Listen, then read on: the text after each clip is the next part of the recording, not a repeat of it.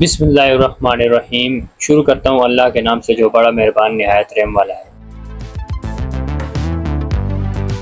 अस्सलाम वालेकुम फ्रेंड्स, कैसे हैं आप सब? उम्मीद है कि आप सब खैरियत से होंगे। आप देख रहे हैं इन्फोपीक और मैं हूं अहमद अली आराई। प्यारे दोस्तों, आज आपको 4.2 किलोवाट के सोलर सिस्टम की इंस्टॉलेशन के बारे में सिखाया जाएगा।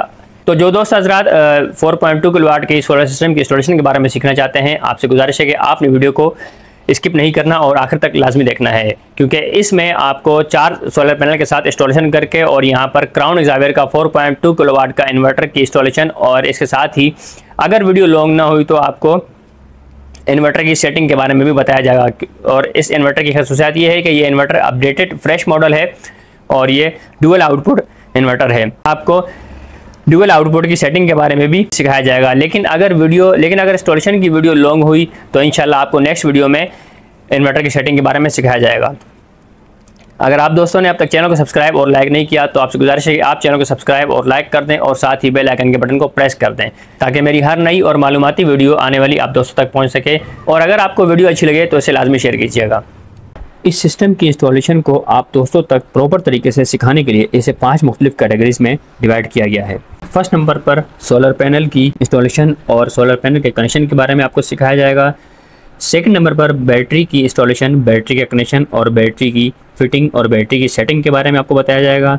थर्ड नंबर पर इन्वर्टर इंस्टॉल करके और डीवी बॉक्स इंस्टॉल करके आपको सिखाया जाएगा। फोर्थ नंबर पर सोलर पैनल से आने वाले और बैटरी से आने वाले जो कंप्लीट कनेक्शन होते हैं, यानी कि वापडा इन और वापडा आउट के मुकम्मल जो इन्वर्टर पर कनेक्शन किए जाते हैं, सारे कनेक्शन के बारे में आपको बताया जाएगा। और यहाँ से आउटपुट और इसके आउटपुट से इनके जो चेंज ओवर हैं, इनके तमाम तर चेंज ओवर में आउटपुट देकर इनके घर के लोड को यहाँ पर चलाया जाएगा। 5वें नंबर पर इन्वर्टर को ऑन करके इनके घर का सारा लोड चलाया जाएगा, क्योंकि यहाँ पर इनके 4 फ्लोर हैं और 4 फ्लोरों के लिए 1 बाय 1 कर इनके जो चेंज ओवर्स हैं, सारे चेंज ओवर्स में कनेक्शन किए जाएंगे। और सोलर से आने वाली कैपेसिटी, बैटरी की चार्जिंग, कंप्लीट तरीका जो कि आपको यहाँ पर स्क्रीन पर दिखाया जाएगा और आप दोस्तों को सिखाया जाएगा।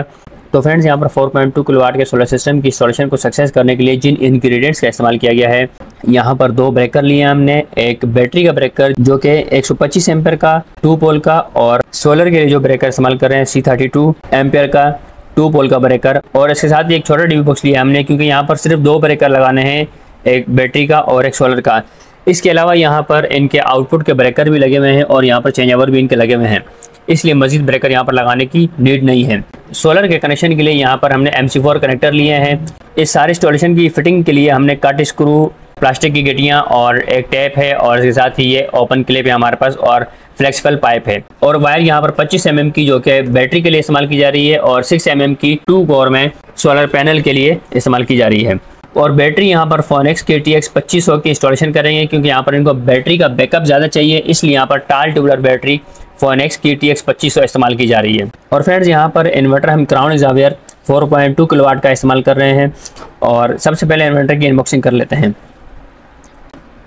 इन्वर्टर के साथ इन्होंने हमें एक केबल दी हुई है और एक यूज़र गाइड बुक दी हुई है और एक वारंटी कार्ड है और MC4 कनेक्टर दिए हुए हैं। इन्वर्टर ये ब्लैक कलर का है, खूबसूरत सा, और ये टच स्क्रीन है। इसकी कॉन्फ़िगरेशन की अगर मैं बात करूं तो ये 4.2 किलोवाट कहलाता है। और इसके साथ हम अगर PV की बात करें तो 5000 वाट तक PV इसके साथ हम अटैच कर सकते हैं, यानी कि इसमें कम से कम आपने 9 सोलर पैनल्स 550 वाट की या 500 वाट की 10 सोलर पैनल्स अटैच कर सकते हैं। और ये 24 वोल्ट DC है। इस पे 2 बैटरीज जो कि 24 वोल्ट DC बनाकर अटैच की जा सकती हैं। AC इनपुट इसका 230 वोल्ट AC है और DC आउटपुट इसका 27 वोल्ट DC है। इसका ऑपरेटिंग वोल्टेज जो है वो 320 वोल्ट DC है, और मैक्सिमम सोलर वोल्टेज यानी कि VOC यानी कि सोलर से आने वाले जो करंट होते हैं, मैक्सिमम जो है 500 वोल्ट DC तक हम इस पर अटैच कर सकते हैं सोलर पैनल। और यहाँ पर इस इंस्टॉलेशन के लिए जो मैं अपने टूल्स इस्तेमाल कर रहा हूँ, एक केबल कटर है, स्क्रू ड्राइवर है प्लस माइनस के, प्लायर है, हैमर है, टेस्टर है, और इसके अलावा ड्रिल मशीन है। और इसके अलावा जो कि मेरा कंप्लीट टूल बॉक्स है बैटरी वगैरह के कनेक्शन करने के लिए। यहाँ पर 4 सोलर पैनल की जिंको कंपनी की इंस्टॉल की हैं। यहाँ पर फ्रेम नहीं लगाया है, क्योंकि इनका इरादा कुछ दिन के बाद मज़ीद सोलर पैनल लगाने का है, इसीलिए आर्जी तौर पर सोलर पैनल को छत पर लिटाकर ब्लॉक के साथ बांध दिया गया।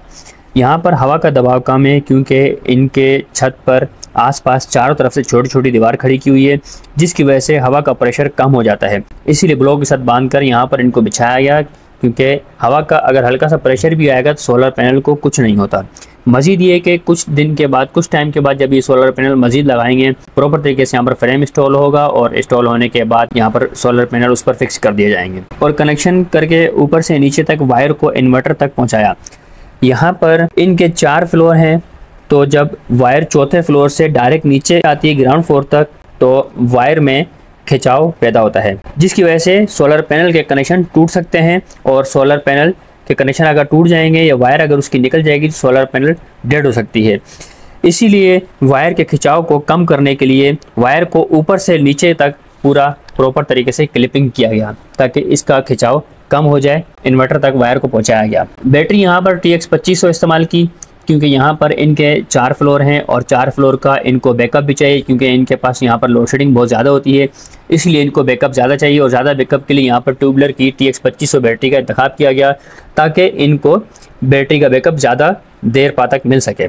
बैटरी के इंस्टॉलेशन के लिए यहाँ पर इनके पास एक छोटी सी जगह बनी हुई थी ज़मीन पर, तो यहीं पर ज़मीन पर बैटरी को इंस्टॉल किया गया। बैटरी के इंस्टॉलेशन के लिए जो बेहतर तरीका होता है वो प्रॉपर तरीके से फ्रेम बनाया जाता है इसका, या तो एंगल से बनाया जाता है या फिर आप वेल्डर से छोटा सा एक फ्रेम बनाकर इसे फिक्स कर सकते हैं। लेकिन जब भी बैटरी को फ्रेम पर फिक्स करें या फिर इसे ज़मीन पर इंस्टॉल करें, जैसा कि मैंने यहाँ पर ज़मीन पर रखा, तो बैटरी डायरेक्ट ज़मीन पर नहीं रखी जाती और ना ही किसी किस्म के एंगल या फ्रेम पर रखी जाती है, क्योंकि इस तरीके से बैटरी डेड हो जाती है। इसीलिए नीचे यहाँ पर प्लाई रखी जाती है या फिर कॉक शीट रखी जाती है। तो यहाँ पर लकड़ी की प्लाई रखी और लकड़ी की प्लाई रख के यहाँ पर बैटरी को फिक्स किया। इनका इन्वर्टर यहाँ पर इनके मेन डीबी बॉक्स के नीचे वाल पर हैंग किया गया। प्रॉपर तरीके से ड्रिल मशीन से होल कर गिट्टियाँ लगाकर इसे हैंग किया। और इनके मेन डीबी बॉक्स के नीचे इंस्टॉल इसीलिए किया गया क्योंकि इन्वर्टर ऐसी जगह फिक्स किया जाता है कि एक घर के एक साइड पर फिक्स हो, यानी कि इसकी खूबसूरती भी बरकरार रहे और बच्चों की पहुंच से भी दूर रहे। ऐसी जगह फिक्स किया जाता है जहां पर आपका मेन डीबी बॉक्स हो। एक साइड पर इन्वर्टर को फिक्स करना इंस्टॉलेशन का जो प्रॉपर तरीका होता है वो इसी तरीके से होता है। इसीलिए इन्वर्टर को यहाँ पर इनके मेन डीबी बॉक्स के नीचे इंस्टॉल किया। और इसके साथ ही एक साइड पर इनका जो छोटा डीबी बॉक्स है जो कि बैटरी के ब्रेकर और सोलर के ब्रेकर जिसमें लगने हैं, यहाँ पर सिर्फ हमें बैटरी के ब्रेकर और सोलर के ब्रेकर की ज़रूरत है। इसके अलावा वापडा इन और वापडा आउट के ब्रेकर की ज़रूरत यहाँ पर नहीं है, क्योंकि वापडा इन और वापडा आउट के ब्रेकर और चेंज ओवर इनके पास ऑलरेडी लगे हुए हैं। इसीलिए छोटा डीबी बॉक्स यहाँ पर वाल पर हैंग किया। कनेक्शन के लिए पहले बैटरी के कनेक्शन किए, इसे बैटरी को आपस में कनेक्ट करके इसे 24 वोल्ट डीसी बनाया और फिर बैटरी के कनेक्शन बैटरी के ब्रेकर में इन किए और आउट करके इन्वर्टर तक मैंने कनेक्ट किए। इसी तरीके से सोलर से आने वाली जो वायर है वो सोलर के ब्रेकर में इन की और आउट करके इन्वर्टर में इन की। और इसी तरह वापडा इन जो कि इनके मीटर से वायर आ रही थी, मीटर से आने वाली वायर इनके ब्रेकर पे आई और इनके जो डीबी बॉक्स है इनके डीबी बॉक्स से मैंने निकाल कर यहाँ पर मैंने इन्वर्टर को इन दे दी। और इसी तरीके से मैंने आउट निकाल कर यहाँ पर इनके चेंज ओवर तक पहुँचाया। यहाँ पर इनके ब्रेकर भी लगे हुए हैं और चेंज ओवर भी लगे हुए हैं, तो इनके पास चेंज ओवर लगे हुए थे, इसीलिए चेंज ओवर लगाने की ज़रूरत नहीं पड़ी।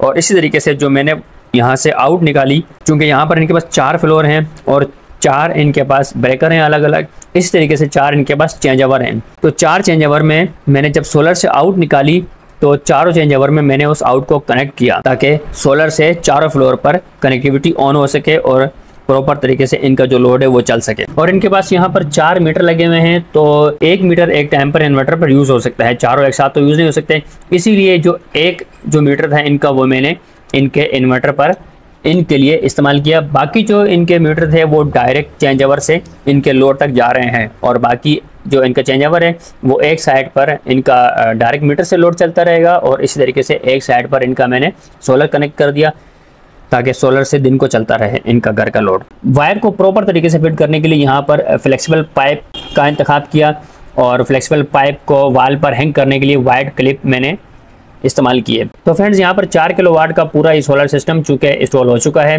तो इन्वर्टर को ऑन करने के लिए सबसे पहले बैटरी का ब्रेकर ऑन किया जाता है, जैसे कि मैं आपको अपनी तमाम वीडियोस में बता चुका हूँ। सबसे पहले बैटरी का ब्रेकर इन्वर्टर को ऑन करने के लिए किया जाता है और इन्वर्टर को ऑफ करने के लिए सबसे आखिर में बैटरी का ब्रेकर ऑफ किया जाता है। इसी तरीके से मैंने बैटरी का ब्रेकर ऑन किया और फिर इनका इन्वर्टर ऑन किया। ऑन करने के बाद जब इन्वर्टर स्टेबल हो गया है। यानी कि इन्वर्टर ऑन करने के बाद हमें सारे कनेक्शन वगैरह, सोलर और बैटरी, हर चीज़ें हमें शो कर रहा है। तो इसके बाद सोलर का ब्रेकर ऑन किया जाता है ताकि सोलर से इनकी कनेक्टिविटी ऑन हो जाए। इसी तरीके से यहाँ पर सोलर का ब्रेकर जब ऑन किया तो इनकी सोलर से कनेक्टिविटी यहाँ पर ऑन हो चुकी है। और इस टाइम पर चूँकि शाम का टाइम है और यहाँ पर इनके पास सोलर पैनल्स भी 4 हैं। 4 किलोवाट के सिस्टम पर 4 सोलर प्लेट लगाई हैं। मज़ीद 4 सोलर प्लेट ये बाद में लगाएंगे।